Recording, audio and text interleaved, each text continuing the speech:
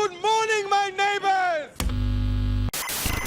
What is up, you sexy mother hubbards? It's Wednesday, and in a dazzling display of confidence from Rishi Sunak's Conservative government, 2 ministers become the latest Tory MPs to jump ship. Meanwhile, the Sun take a break from criticising the rest of us last week for our cruel, vile, baseless trolling of a royal, to now this week taking up a spot of it themselves. It's time for an alternative paper review. First up to the Mail today, Clapham chemical attacker Asylum Fiasco. Now, this is a story that the guy that threw the acid on that woman and her child in Clapham, right, he was claiming asylum, but he was already a sort of convicted sex offender or something, right?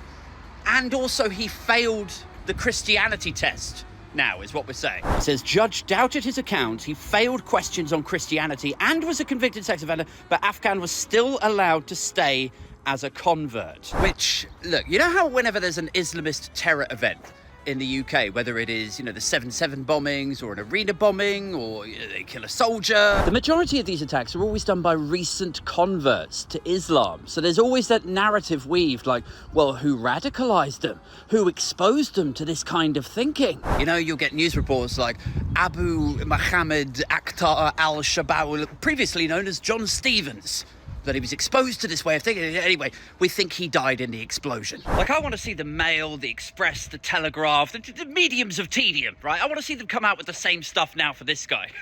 Like, oh, he seemed like a normal guy back in Kabul, but then he got involved in this Christianity stuff, and look what happened.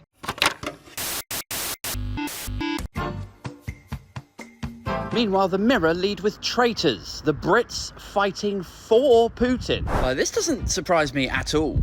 I've got friends, ex-colleagues, old acquaintances who genuinely believe, like, they come out with this stuff and they go like, yeah, well, I've got no problem with Putin.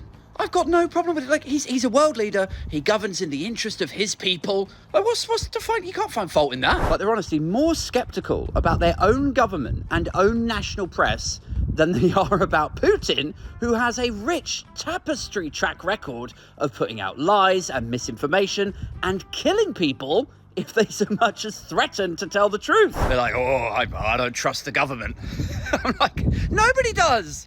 Nobody trusts the government, but at least we have some checks and balances. At least we're not throwing people off the roof if they threaten to put out a study that might be somewhat detrimental to your polling. At least we're not there yet. Let's trust this more than that, surely. Next, we go over to the Sun, with Harry named in P. Diddy sex traffic case. Now, I don't know if you guys are aware of this, but P. Diddy, the rapper, his houses were raided and searched over the last 2 or 3 days. And this follows months of reports of allegations, 2 civil cases, that P. Diddy is a bit of a wrong-un. His ex-girlfriend, the R&B singer Cassie, accused him of drugging and trafficking her. Now, there's this record producer who did some work for him, who's accused him of all manner of weird and wonderful things. Anyway, as these cases heat up and cause Diddy more problems, a lot of the documentation is beginning to either leak out and get published, and within one of those documents, Prince Harry and Prince William are both named as the sort of high-profile individuals who you may or may not see at a P. Diddy party. And I don't know, it's really interesting, isn't it? Because only last week, the Sun were like, leave Kate alone, when we were rightly scrutinising a digitally edited photo. How dare you baselessly troll a royal aide? God, it's very un-British of you. And now, here we are, not even 7 days later, there is no suggestion that Prince Harry was involved in sex trafficking or in any of these very weird parties that Diddy was throwing. But now the Sun are happy to publish a digitally edited and cropped photo to remove Prince William